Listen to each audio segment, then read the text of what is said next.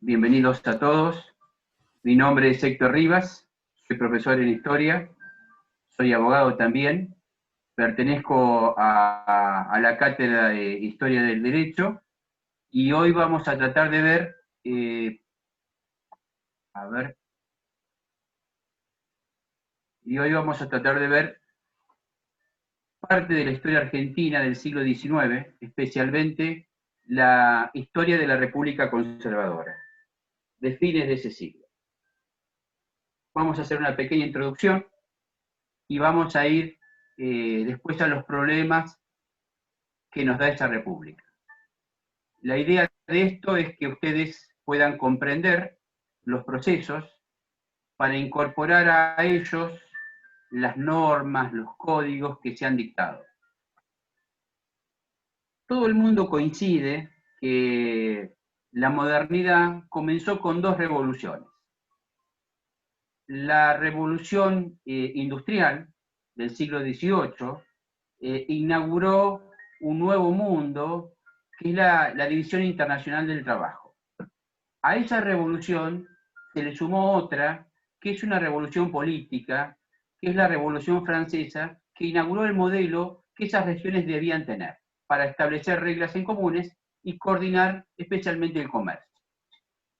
En ese proceso surge la Revolución de Mayo. La Revolución de Mayo tiene dos objetivos. Uno es la guerra y otro en la Constitución. Si ustedes pueden ver a Moreno, a Castelli, a Monteagudo, era claro el objetivo en esa gente, en esa generación de Mayo. Ese primer objetivo, la guerra, nos independizó de España en un proceso, en un tiempo muy corto, de 10 años. En cambio, la Constitución tardó un poquito más. Como somos argentinos, le dimos nuestro toque. Tardó aproximadamente medio siglo. El Estado en sí, como una definición de Max Weber, lo tenemos a partir del año 60 al 80. ¿Y qué hubo antes? Bueno, hubo a partir del 20 un ensayo de varios modelos. El primer modelo que tenemos es el modelo unitario, liderado por Rivadavia, cuya idea de poder era centralizarlo en Buenos Aires y con una política liberal y de libre cambio, especialmente con Inglaterra. El otro modelo que se contraponía era el modelo federal, cuyo líder era Dorrego, y que proponía un poder distinto, un gobierno más pequeño, un gobierno nacional más pequeño, y con fuertes autonomías provinciales y una economía proteccionista. Estos dos modelos se enfrentaron y en un proceso de una guerra civil no hubo un triunfador, sino es el surgimiento de un nuevo proyecto, un nuevo modelo, que es el rosismo. Y si uno lo quiere identificar con los federales, cometería un error. Y uno puede decir que la ley de 1836, la ley de aduana, podría aparentarlo al modelo federal, pero esa ley proteccionista duró solo 2 años y Rosas era el gobernador de la provincia de Buenos Aires. ¿Qué significaba esto? Que su poder venía de los estancieros del cuero, del puerto, de las vinculaciones con Inglaterra. Así que identificar a Rosas como un federal, solo como un federal, sería un gran problema. Y además, Rosas buscaba un formato caudillista, no deseaba una constitución. Y cuando la generación del 37 le propuso las normas constitucionales, les dio 24 horas para irse del país. Y huyeron y se exiliaron en Montevideo. Rosas, como gobernador de Buenos Aires, con la suma del poder público y con la representación de todas las provincias, gobernó durante 20 años. Esos 20 años destruyeron las economías de las provincias del interior. Quizás esto no lo reconozcan ni los liberales ni los federales, porque si hay alguien que construyó el Estado Nacional, fue Rosas, con la idea o con la propuesta de comerciar con los ingleses de cierta forma. Por lo tanto, si uno puede ver el 3 de febrero de 1852, cuando se disipa el humo de la batalla de Caseros, en el medio del campo de batalla va a haber un vencedor. No importa cómo se llame, no importa el nombre de ese vencedor. El único vencedor que existe es el puerto, es la economía ganadera que se va a vincular y que va a construir el Estado Nacional. Hay un pequeño escenario de 10 años donde hay dos gobiernos nacionales. Uno son los federales que se agrupan en el liderazgo de Urquiza, que construye o que dicta una constitución desde su capital, desde Paraná, y el otro gobierno es el de Buenos Aires, liderado por el liberal de Mitre. Ambos sabían, Mitre y Urquiza, que Buenos Aires y la Confederación debían vivir o debían convivir. Pensaban un proceso que los llevara a la unificación, pero no fue así. Fueron dos batallas, la última de ellas Pavón, y después de Pavón sí tenemos el Estado Nacional. Tenemos la victoria de Buenos Aires sobre el interior, la victoria del puerto sobre el resto de las provincias y la imposición de un Estado liberal que se va a construir entre 1860 a 1880. ¿Sí? ¿Y qué había antes? Si uno mira hacia atrás, de 1800, no había Estado. Como con la definición de Weber, no había un Estado. Había gobiernos nacionales y habían gobiernos provinciales, pero no había la existencia de un Estado. Ese Estado comienza a partir de 1860 a construirse y la mayoría de sus bases están hasta 1880. Oscar Oslak, en un libro que tiene, un historiador argentino muy importante, dice lo siguiente, que para reconocer un Estado, especialmente el Estado argentino, hay que ver 4 elementos. El Estado tiene por lo menos un elemento sobresaliente que es la fuerza, la represión.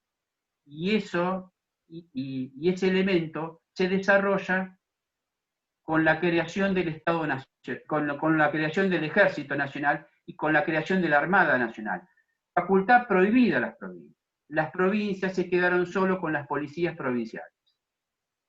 Por lo tanto, el Estado Nacional tiene en sus manos la fuerza para imponer sus leyes. Ese es el primer elemento. El segundo elemento es el institucional normativo. Se crea entre el 60 y el 80 el Poder Ejecutivo Nacional, la Presidencia, sus ministros, el Poder Legislativo Nacional, el Congreso con sus dos cámaras, la Corte, y se crean, por sobre todo, los códigos, el Código Civil y el Código de Comercio y posteriormente el Código Penal. Por lo tanto, ya están las instituciones y un camino que pueden transitar los ciudadanos si quieren actuar en forma legal. El tercer elemento es la materialidad, es la posibilidad de que el Estado llegue a todos los rincones, con la construcción de caminos, ferrocarriles, telégrafos, y eso empezó en los 60. Y por último, el cuarto elemento para la creación del Estado es la ideología. Vamos a ver una ideología positivista que va a legitimar la existencia de un Estado y principalmente a través de una de sus instituciones más sobresalientes, que es la escuela. Y a este Estado, cuando comience a andar en la realidad, va a haber un formato que se va a ir desarrollando. Y ese formato de la realidad, y ese formato para la vida diaria, va a estar dado por el molde que le da Juan Bautista Alberdi. Alberdi, como todos los románticos de la época, como Mitre, como Sarmiento, a través de su obra Bases para la Constitución Nacional, lo que establece es una idea muy clara de cómo tiene que funcionar la sociedad y el Estado. Y lo voy a resumir en 2 palabras que decía Alberdi. Gobernar es poblar. Y Alberdi, al igual que los intelectuales, veía la realidad argentina como si fuera un desierto.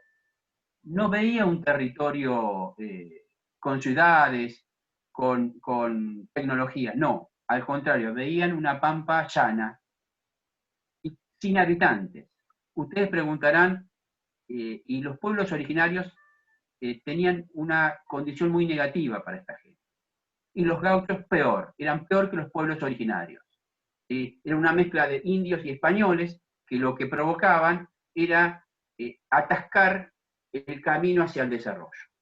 Por lo tanto, había que traer gente de otro lado, una ola de inmigración que José Luis Romero dio en llamar el aluvión, la era aluvional, de inmigrantes europeos, trabajadores y obedientes, para cultivar estas tierras, para producirlas, para darle vida. Y lo traían con una propaganda donde se prometía herramientas, se prometía créditos, se prometía la propiedad de la tierra. Bueno, nada de eso se dio, pero los inmigrantes llegaron. Y una vez que llegaron, se dieron cuenta que había que argentinizarlos, o por lo menos darle una instrucción primaria. Alberdi dio esa idea de la instrucción primaria. Estas personas deben educarse simplemente con una lectura, no con un gran desarrollo intelectual, sino con unos elementos básicos del aprendizaje. En cambio, Sarmiento deseaba otra educación para los inmigrantes. Sarmiento, cuando viajó a Estados Unidos, en un libro, esto lo escribe en un libro que es Educación Popular, vio el oeste y dice, la democracia está muy unida al capitalismo, y el capitalismo y la democracia dependen de la educación de las personas. Cuando más educación tienen, más consumen y más derechos defienden. Bueno, impuso la idea de Alberdi y no la de Sarmiento. Y lo último que me queda es decir que toda esta idea de Alberdi se conformaba con lo que se llama las prácticas democráticas. Alberdi veía que esta inmigración iba a crear una sociedad con una gran masa de trabajadores gobernados por una élite terrateniente. Esa élite debía conservar el poder, y para conservar el poder debía establecer ciertas reglas o modificar ciertas reglas de lo que es la democracia. El voto no va a ser un voto cantado, va a ser el voto no va a ser secreto, sino va a ser un voto cantado. La elección del presidente no es una elección directa, sino que se hace a través del colegio electoral. El colegio electoral a la vez está gobernado por los partidos políticos, que a la vez tienen líderes que se sientan en una mesa y resuelven los temas más importantes. Esos líderes establecen que la democracia va a ser la imposición de la fuerza o el fraude. Esta es la democracia restrictiva, no era una democracia con reglas claras, sino era una democracia con reglas bastante oscuras para conservar el poder.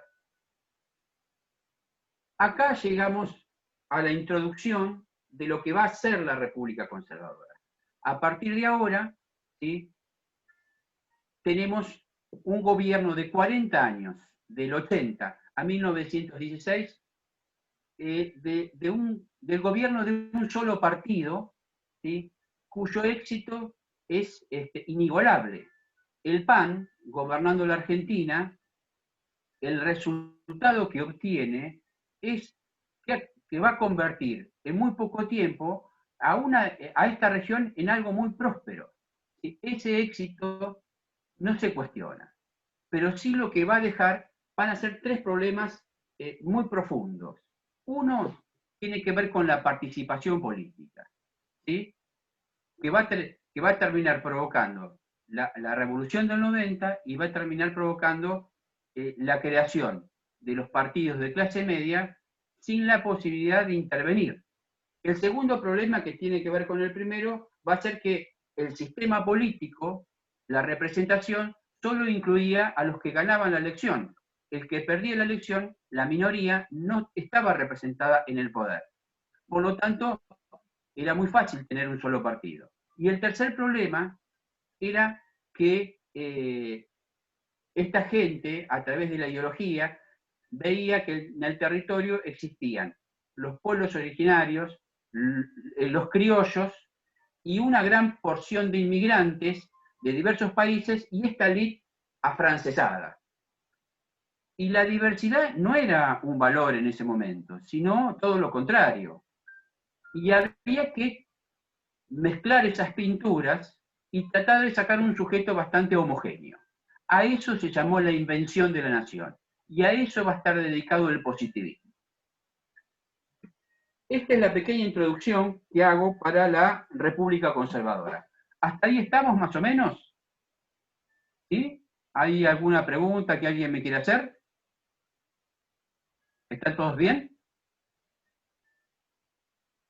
Bueno,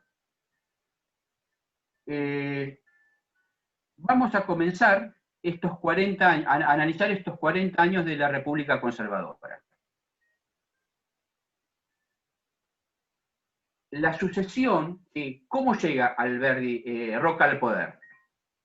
Roca al poder llega porque en la sucesión de Avellaneda, el gobernador de la provincia de Buenos Aires, Carlos Tejedor, ve que sus expectativas se van menguando y propone una paz violenta y avanza con el ejército provincial sobre el territorio, sobre la ciudad de Buenos Aires. Esto, hay un enfrentamiento donde tardan días en ver de quién es la victoria, y por suerte las fuerzas nacionales de Avellaneda terminan derrotando a las fuerzas de Tejedor, lo que conlleva a tomar dos decisiones. La ciudad de Buenos Aires ahora se va a ser federal, y se va a crear en el territorio una provincia separada con capital en La Plata, de la que va a ser gobernador Dardo Ross. Roca consigue el acuerdo de los notables. ¿Y qué era el acuerdo de los notables? Bueno, esta mesa chica donde la mayoría de las personas imponían los candidatos. Pero no solo logra eso, sino que logra fusionar los dos partidos que venían de la década del 60, el Partido Autonomista y el Partido Nacionalista. Los crea un solo partido, que es el PAN. Con ese partido, ¿sí?, la República Conservadora va a gobernar los 40 años. Y con esa sucesión realizada con el acuerdo de notables. Roca llega a su gobierno y lo primero que tiene ante sí es una discusión que se da en dos grupos ideológicos. Por un lado, los laicos, y por otro lado los católicos, que proponían una función distinta que la Iglesia tenía que tener. Los laicos luchaban por la separación del Estado y la Iglesia, en cambio los católicos buscaban que la Iglesia conservara ese poder. Bueno, vencieron los primeros y lograron la creación de la ley 1420, que es la ley la educación primaria, gratuita y obligatoria. Y además lograron la creación de la ley 2393, que es la modificación del Código Civil, porque el Código Civil proponía como matrimonio válido el matrimonio de la Iglesia Católica. Bueno, ahora los laicos lograron que eso no sea así, sino que el matrimonio válido sea el matrimonio ante el Estado. Y además lograron la ley de creación del registro civil, por lo tanto pasaba a manos del Estado los nacimientos, las muertes y los casamientos. Esto le valió que Roca fuera excomulgado de la Iglesia durante su primer gobierno. Esta tarea que Roca lleva, y toda la élite del positivismo, tiene que ver con la continuidad política, ¿sí? Y en esa continuidad Roca eligió a su propio sucesor, y que era su cuñado, Juárez Celman. Sentó a los notables en una mesa, llegó a un acuerdo con ellos y logró imponer su nombre. Por lo tanto, el próximo presidente, en 1886, va a ser Juárez Celman. Pero Juárez Celman tenía vida propia, era un hombre muy liberal y consiguió o promovió la privatización de los ferrocarriles y estableció la ley de bancos garantidos, donde cada una de esas entidades financieras podía emitir billetes. Esta política liberal llevó a que Roca se separara de su cuñado, ¿sí? Y le deseara lo peor, por supuesto. Esta situación llegó cuando en 1890 la crisis internacional hizo que los capitales que venían a la Argentina a incorporarse a la construcción de ferrocarriles o el telégrafo huyeran y se produjera una cesación de pagos y una crisis económica local muy profunda. Y esa crisis internacional muy profunda fue aprovechada por dos sectores.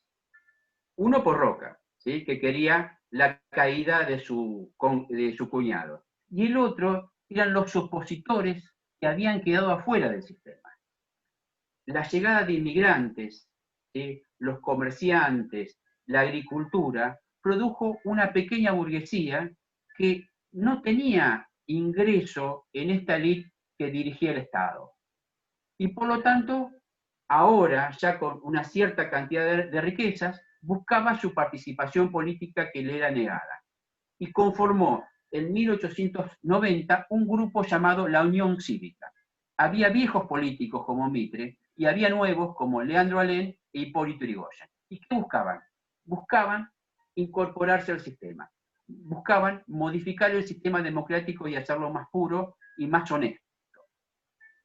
Esa revolución estalló porque creyeron tener de su lado a una parte del ejército que era el general Campos. Pero Campos, ¿sí?, no respondía solamente a los revolucionarios, sino que respondía a Roca. Y Roca dejó llegar a Campos hasta un cierto momento y después le retiró el apoyo. Y por lo tanto la revolución fracasó.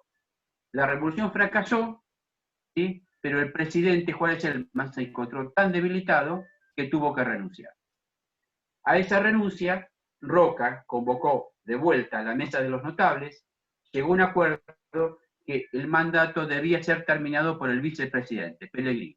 Pellegrini, llamado El Tano, y luego de ahí el piloto de tormentas, consiguió manejar la situación hasta 1892, consiguió buenas cosechas, con ese dinero pagó las deudas y logró que los capitales volvieran. Eso realmente fue un triunfo, ¿sí?, pero quedó con la revolución la idea de que el sistema era imperfecto, ¿sí? En la sucesión de Pellegrini, los notables eligieron, ¿sí?, eligieron a Luis Sáenz Peña y a Uriburu como vice. Se proponía la candidatura y se era votada. Había un solo partido, así que fíjense qué sistema electoral había.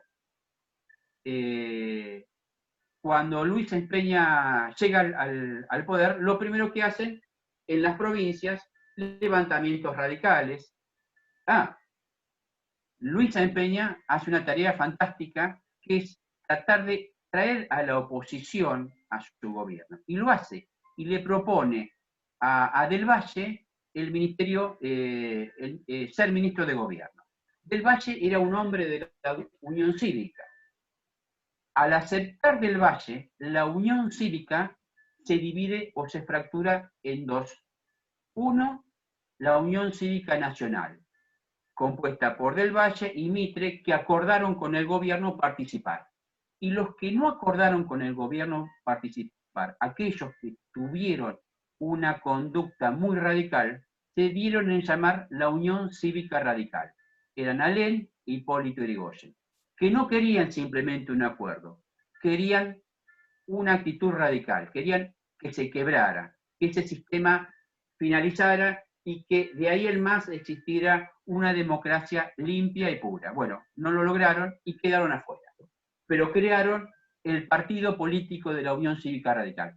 También parte de la sociedad, de la clase media y parte de los trabajadores formó otro partido político marginal, que es el Partido Socialista, con Juan B. Justo y Alfredo Palacio.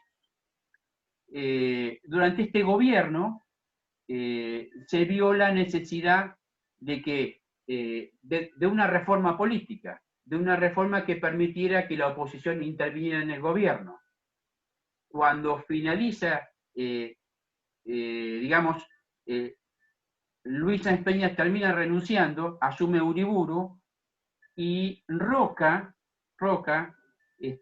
cuando trata la sucesión de Uriburu, ve que el único hombre realmente con toda la fuerza para llevar adelante esa reforma es él, y se propone como candidato a presidente y es electo por segunda vez presidente en 1891.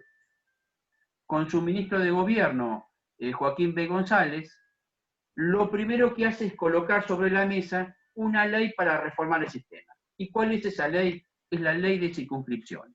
Esa ley dividía el territorio en circuitos y cada partido participaba en esos circuitos y el que ganaba obtenía la candidatura de un diputado. Es así como en la zona de La Boca, en el circuito de La Boca, el que ganó fue el Partido Socialista y por primera vez en la historia de la Argentina y de América Latina hay un diputado socialista que es Alfredo Palacios. Pero esta reforma es una reforma pequeña, es una reforma limitada y es una reforma que es rechazada por los radicales y por los socialistas. Por lo tanto, Roca termina su mandato con la idea que ha fracasado y asume Quintana y Figueroa Alcorta. Quintana muere en el primer año por una enfermedad que tenía y Figueroa Alcorta lo que sufre es el levantamiento de los sindicatos, de los anarquistas y de parte del socialismo revolucionario, que terminan asesinando al jefe de policía, por lo que se hacía inmediato una reforma en el sistema político. Esta reforma recién va a llegar a partir de que es electo presidente Roque Sáenz Peña y Victorino de la Plaza como vice. Roque Sáenz Peña, cuando llega al poder, lo que hace es pactar con los radicales y con Hipólito Yrigoyen especialmente una ley que permita la incorporación de los opositores o los marginados políticos. Y esa ley, cuando se estaba construyendo o se estaba escribiendo, el presidente muere y es terminada por su vice, que es el presidente Victorino de la Plaza. A esa ley se le dio llamar la ley Sáenz Peña. Según Tulio Alperindongui, que es uno de los historiadores más importantes de Argentina, que falleció hace muy poco, dice que esa ley terminó con la democracia restrictiva y dio el inicio a una nueva democracia que es la democracia de masas. Digamos, esta ley, la ley Sáenz Peña, purificó el sistema. ¿Y qué virtud tiene esta ley? Bueno, tiene 3 virtudes esta ley, por lo cual cambia el sistema para siempre. Primero, el voto es secreto, obligatorio, individual y universal en ese momento para los hombres. ¿Sí? La condición es del voto. La segunda característica de la ley Sáenz Peña es que permite el ingreso de las minorías al Congreso. El partido que gana obtiene los 2 tercios y la primera minoría obtiene el tercio restante. Por lo tanto, hay una participación de la minoría ¿sí? que pierde dentro del sistema. Y la tercera virtud, la más importante de todas, es que va a permitir participar del mercado electoral a cualquier partido político que tenga las condiciones legales. ¿Y cuáles eran? Cumplir con una cantidad de afiliados y desear el bien común. Es así como en las elecciones de 1916 participan la Unión Cívica Radical, el Partido Conservador, el Partido Socialista, un partido provincial de Santa Fe, y hay por primera vez elecciones libres y transparentes. Y por primera vez hay un presidente distinto al partido conservador. Entonces, la ley Sáenz Peña ¿sí? termina con 2 de los problemas de la República Conservadora. Ahora nos queda un tercer problema, que era la invención de la nación. Cómo los liberales pensaron qué sujeto debía habitar esta república. El liberalismo fue muy importante en la historia del siglo XIX de la Argentina y tuvo tres corrientes fundacionales. Una es la Ilustración, con una generación de hombres, la generación de Mayo, encabezada por Moreno, Monteagudo, Belgrano, Castelli, cuya idea central era que la razón debía destruir el Estado monárquico. Bueno, eso se hizo. Ese acto se hizo con esas ideas. El romanticismo, ya cerca del año 1840, con la generación del 37, Gutiérrez, Alberdi, también Mitre y Sarmiento, ya no buscaba destruir, sino crear un Estado, ¿sí? Elaborar un Estado, y lo hizo. Ahora el positivismo, en la década de 1880, con la generación de los 80, con una fe ciega en la ciencia, con hombres como Cané, como José Ingenieros, como García, buscaban una fórmula que les permitiera mezclar todos estos distintos grupos y crear un hombre nuevo, ¿sí? Un argentino nuevo. Para eso tuvieron que el sujeto deseado era el inmigrante, y especialmente el hijo del inmigrante que iba a ir a las escuelas a argentinizarse con un proceso de símbolos y un proceso de historia y un proceso de valores que lo haría un argentino en muy poco tiempo. ¿Sí? Y así lo hicieron, porque en muy poco tiempo el Estado convirtió, o la República se convirtió en uno de los países más importantes del mundo. Pero empezó a tener sus sombras. Este discurso, ¿sí?, tuvo sus primeras críticas desde una literatura que ustedes seguramente recordarán, que es la literatura criollista. Quien haya leído el Martín Fierro de José Hernández, el Juan Moreira de Gutiérrez, el Santos Vega de Rafael Obligado, lo que observa es una queja permanente de este grupo de criollos contra el poder porque favorecían a la gringada. Es más, en Tandil, a fines del siglo XIX, se produce el asesinato de un gran número de inmigrantes a manos de un gaucho manejados por un cura, por todo el odio que había y que el poder marcaba un favoritismo hacia los inmigrantes que estaban desplazando a este grupo de los criollos. En este proceso, ¿sí?, los inmigrantes se revelan tanto como un factor de desarrollo, pero a la vez un factor de crítica, porque estos inmigrantes que vienen saben varios idiomas, saben diversos oficios, escuchan música como la ópera, son pequeños, tienen una alfabetización alta, y además van a formar los primeros sindicatos de panaderos, van a formar el Partido Socialista, van a formar el grupo de los anarquistas y van a formar el sindicalismo revolucionario, que, como dijimos anteriormente, terminan asesinando con una bomba al jefe de policía a principios de siglo, a Ramón N. Falcón. Entonces, la inmigración, que era un factor positivo, se convirtió en el factor más crítico para el sistema. Y por lo tanto, la generación del 80, y voy a usar un término que ellos no usaron y que se usa ahora, empezó a deconstruir ese sujeto.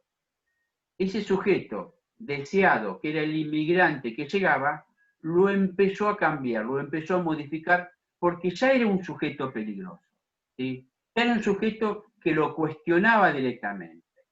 Y no solo eso, sino que lo persiguió con dos leyes muy importantes. La ley de residencia de 1902, que establecía que cualquier inmigrante que ejerciera que se lo encontrara en un conflicto político iba a ser expulsado. Y la ley de defensa social del año 1910 iba más allá. No solamente expulsaba a aquel inmigrante que estaba en un conflicto político, sino aquel inmigrante que ejerciera la política. Y no se permitía el ingreso de los anarquistas. Ya no solo lo deja de lado, sino que el poder comienza a atacar a este grupo de inmigrantes y a cambiar este sujeto.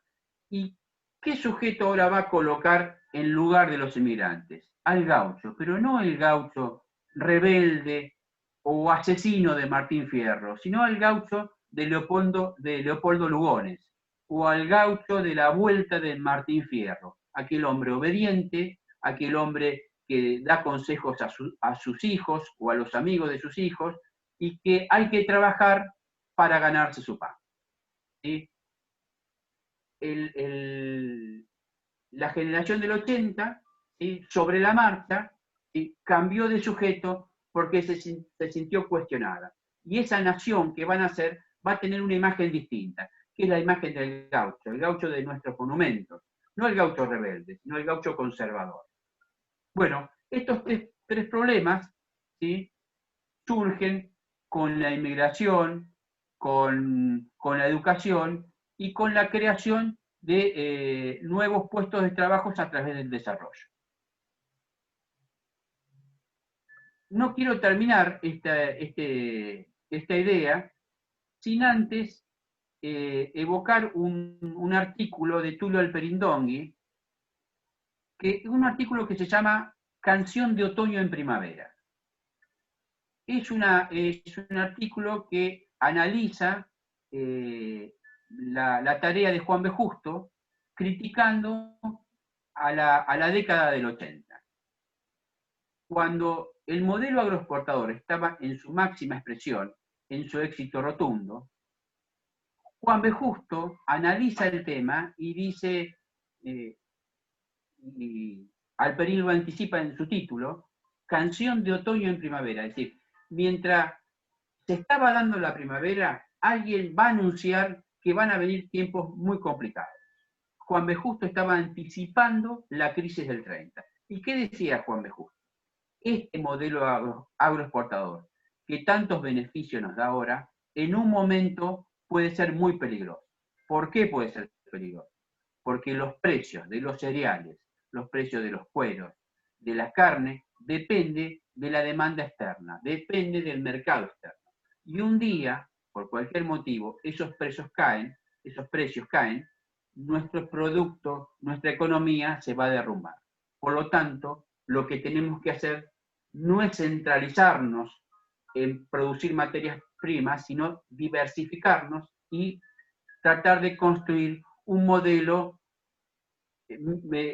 industrial, o por lo menos una mezcla de ambos. ¿Sí? Bueno, esta fue la crítica que le hizo, digamos, Juan B. Justo a la década del 80, y que Alperín retoma, y para finalizar esta clase así, sí, ahora, sin antes decirle que me gustaría escuchar algunas ideas o algunas preguntas que ustedes tengan para este tema. ¿Hay algunas preguntas?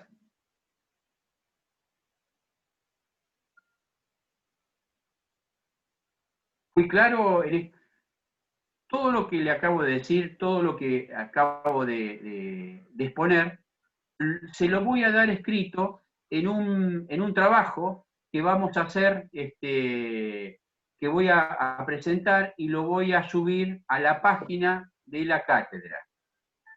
Mariel Martín me dijo que el próximo jueves iba a dar clase ella, pero el próximo jueves es 9 de julio, así que va a dar clase a la misma hora que lo hice yo, pero el 16 de julio. ¿Sí? Quería que lo anotaran y que ustedes pudieran ver la clase de ella. Me gustaría saber las opiniones o conversar con alguno de ustedes. ¿Están ahí? ¿Sí?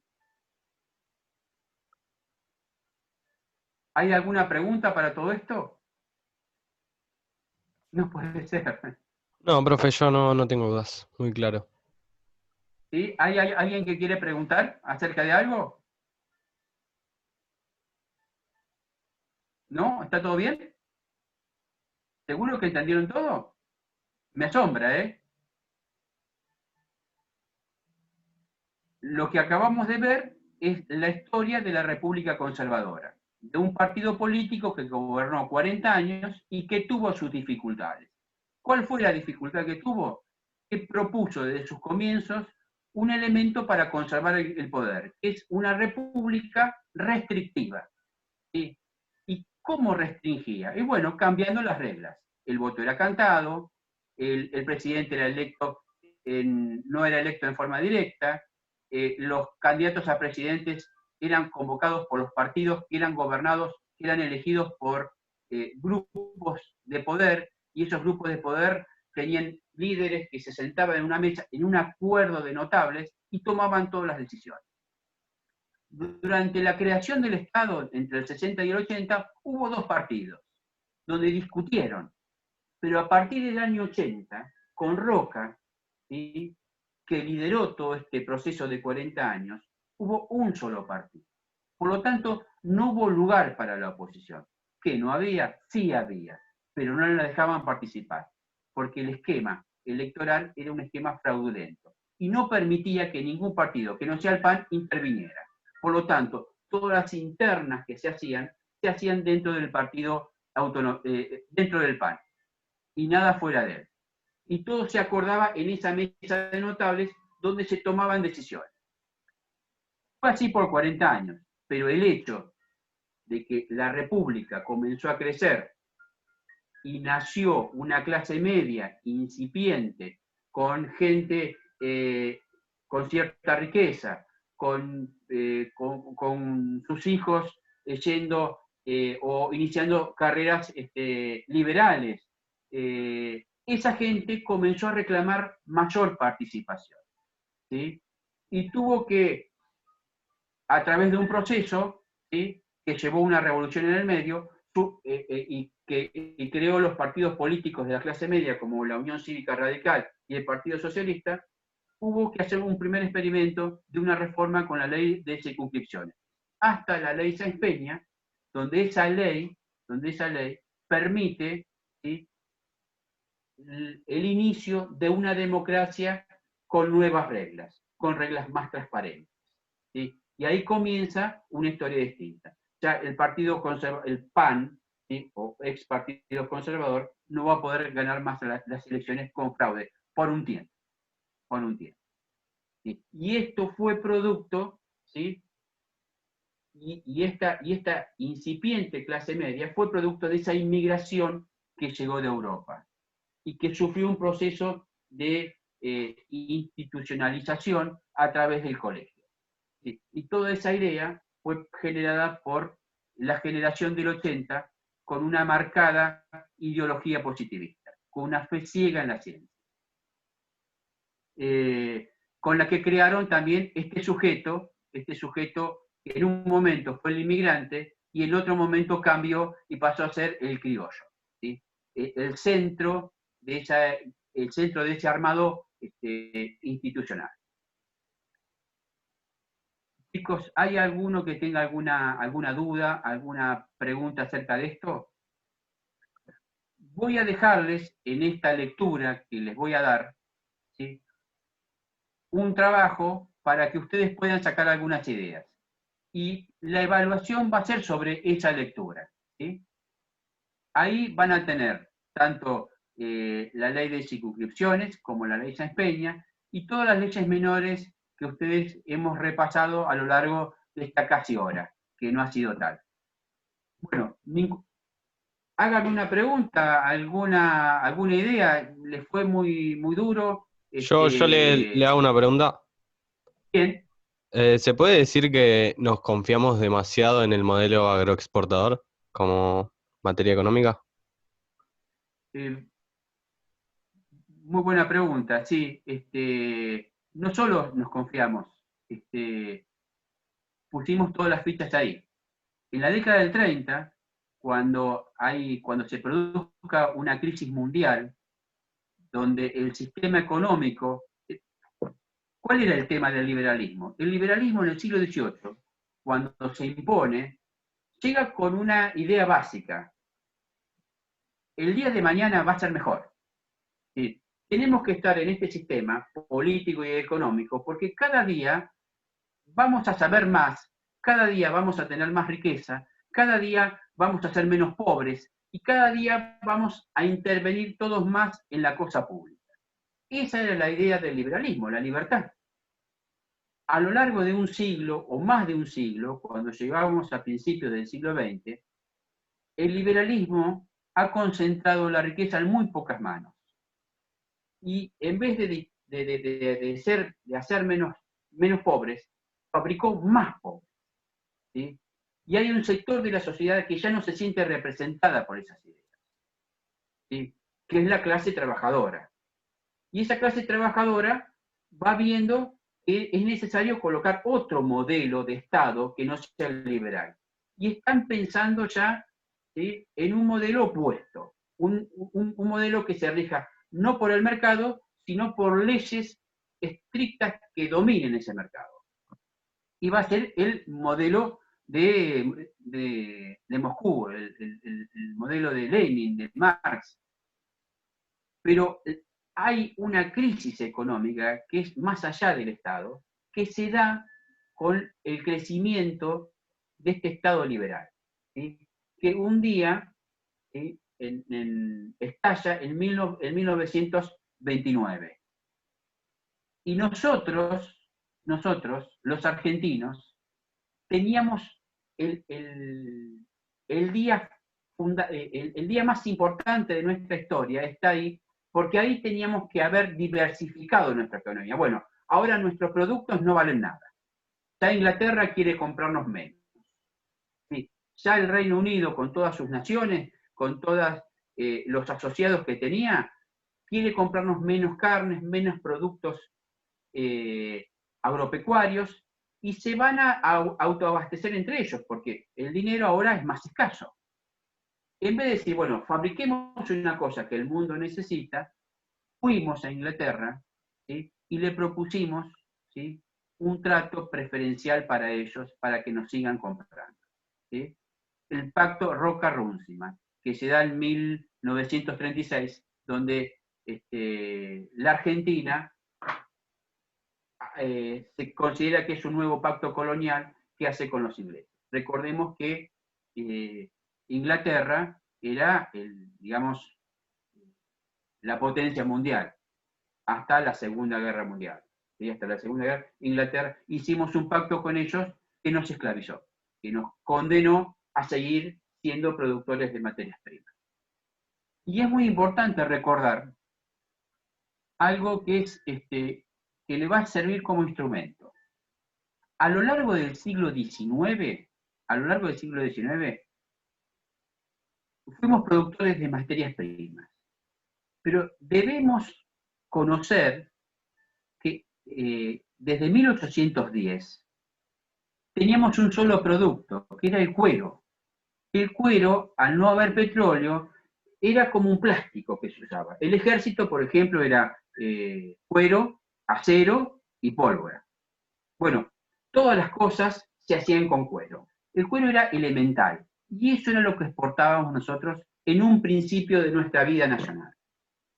En 1830-40 conseguimos un segundo producto, como consecuencia de la inmigración irlandesa. Conseguimos exportar un poco de lana. ¿Sí? ¿Y por qué no exportábamos cereales? Esa debe ser la pregunta de ustedes, que seguro no me la quieren hacer porque son muy tímidos. No exportábamos cereales porque el cereal se hacía o se producía en el campo sin tecnología, a mano, y no había gente. Durante mucho tiempo, el Río de la Plata exportó trigo para la harina de Brasil. en la región pampeana no teníamos gente para cultivar, porque el arado se tiraba a mano con caballos. Y digamos, la industria que llevaba muchas personas era la industria del campo, la producción de cereales, y no teníamos gente. Recién comenzamos a exportar cereales cuando tenemos el proceso inmigratorio.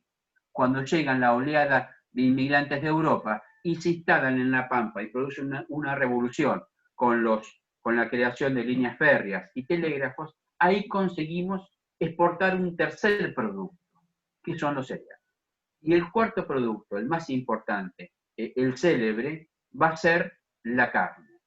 Claro, ¿por qué no exportábamos carne? Y porque no había un medio para conservarla. Cuando se descubre el frío y que pueden venir barcos congelados y congelar la carne en esos barcos y transportarla, a partir del año 80 comenzamos a exportar carne. Digamos, el crecimiento de la República Conservadora se da por un invento, por el frío, por la fabricación, ¿sí? La posibilidad de exportar carne congelada. Y así fue, y así fue. Tal es así que todas las razas que había hasta el 80 no fueron las mismas que hubo después de ese año. Cambiaron rotundamente. Las razas del ganado vacuno fueron totalmente nuevas, con más carnes, más pequeñas, pero con más peso. Eso dio nacimiento al frigorífico. Estos tres productos son los productos de nuestro modelo agroexportador. ¿Sí? No podemos hablar de la Revolución de Mayo diciendo que exportamos cereales. No, los cereales son con la construcción del Estado. Y no podemos decir que en la construcción del Estado exportamos carne. No, lo tenemos que decir en la República Conservadora, a fines del siglo XIX. Bueno, ¿alguna otra pregunta más? ¿Sí? Bueno, quedó en claro que va a haber un artículo escrito que voy a subir mañana o alguno de estos días en la página de la cátedra y que Mariel Martín dentro de 2 semanas va a dar clase, creo que de la unidad número 18, a esta misma hora. Y que la evaluación de parte mía va a ser de este tema sobre el artículo que voy a subir. ¿Alguien Quería más quiere hacerle hacer una, perdón, ¿Sí? quería hacer una consulta sobre las evaluaciones. ¿Van a ser, va a ser del mismo modo que la anterior? O sea, ¿van a ser 7 evaluaciones en total? ¿O va a ser una o dos? Con todos los temas. No tengo noticias de eso, pero me imagino que se tiene que seguir con la misma idea que vinimos en la primera. ¿Sí? Yo soy de la idea que siga siendo de la misma forma como veníamos realizando las evaluaciones anteriores. ¿Ustedes están de acuerdo con esto o prefieren otra? No, yo estoy de acuerdo. Yo estoy de acuerdo. He leído los trabajos que han presentado ustedes, los he leído. Algunos han copiado de internet bastante, lo debo decir, pero tienen que ver que la lectura les va a permitir a ustedes tener un amplio criterio sobre los temas que van a tomar. Traten que cuando presenten un trabajo escrito tengan muchos errores, porque esos errores dejan ver la capacidad de ustedes elaborando un proyecto. Cuando el trabajo no tiene errores, no es de un alumno de primer año de la universidad. Un trabajo del alumno de primer año de la universidad tiene que tener errores. No tengan miedo a los errores. Los errores deben existir para poder mejorarlos. Si ustedes me presentan un trabajo copiado o un trabajo que lo hizo otro, obtenido no sé de qué origen, no están logrando nada. Si me presentan un trabajo con errores, me están presentando un buen trabajo, ¿sí? Porque los errores es producto de nuestro crecimiento. Quiero que eso se entienda y creo que en este nuevo método que hay, debemos ser claros, porque si no nos estamos haciendo trampa. Tienen que leer quizás estas situaciones nuevas nos llevan a veces no saber cómo responder, pero me gustaría que su lectura sea una lectura genuina y que no vayan a buscar algo a otro lado, porque es innecesario. No se obtiene absolutamente nada, el resultado es totalmente negativo. Uno se da cuenta cuando alguien escribió algo tan lindo y tan hermoso que no le es propio de un chico de 19, 18, 20 años. Un artículo construido por un joven de esa edad tiene que tener muchos errores. Y la verdad, encontré muy pocos de esos. Me gustaría que el próximo artículo de ustedes sobre los trabajos que le damos para leer o para construir contengan errores ortográficos, errores de sintaxis, errores de conceptos. Eso hace que uno dice, bueno, esta modalidad que es a distancia, que es por estas circunstancias nuevas que estamos pasando, bueno, dejan alguna lectura. Y no tengan, pierdan el miedo a plantear esos errores y a tener esos errores. No se los va a condenar por esos errores, sino todo lo contrario. Se va a dialogar sobre esos errores para mejorarlos y no para que desaprueben o para que pasen por un mal momento. ¿Sí? Nunca me sentí en un mal momento a ver que gente lo copiaba de Wikipedia, porque lo que hago es algo muy simple, ustedes lo deben hacer. Agarro parte del texto, lo coloco en Google y me doy cuenta de dónde surge. Es muy simple. Y cuando veo una cosa muy, muy bien elaborada, lo pongo ahí y me dice, bueno, esto surgió de esta página. Uno me llevó a Wikipedia. Tampoco deseo sancionarlo ni nada por el estilo, pero esto lo tenemos que corregir. No sé si ustedes están de acuerdo con este tema. Nadie ha dicho nada, nadie quiere hacerse cargo. No lo digo por nadie en particular, sino lo hablo en forma general, ¿sí? Para todos, para mí también. Es decir, hay cosas que uno tiene errores y tiene que mejorarlo, y esta modalidad nos impone nuevos desafíos, y a ustedes también. Y mi deseo es hacer un examen dialogado. Eso sería. Y miren, y con que tengan apuntes ahí arriba, porque los apuntes le van a servir para guiar y para construir una buena oración o un buen discurso, pero nada más que eso. Pero bueno, no soy el que mando, no soy el titular, así que estaré dispuesto, si se hizo de una modalidad anteriormente, creo que debemos seguir con esa misma. ¿Sí? Bueno, chicos, ha sido un gusto conocerlos. Me gustaría en la próxima tener más diapositivas o algunos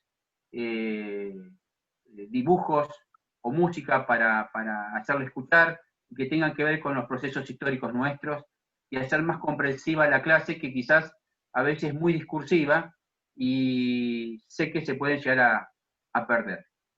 Por última vez, ¿alguien tiene alguna otra pregunta? ¿Ninguno? Bueno, los saludos a todos, los dejo que vayan a cenar y nos veremos otro jueves. Este jueves, no, el otro viene Mariel Martín con la unidad número 18. Bueno, un saludo a todos, gracias por venir y les deseo lo mejor. Y nos vemos otro jueves o en el examen. Gracias por todo. Muchas gracias, profe. Chao, profe. Un saludo, hasta luego.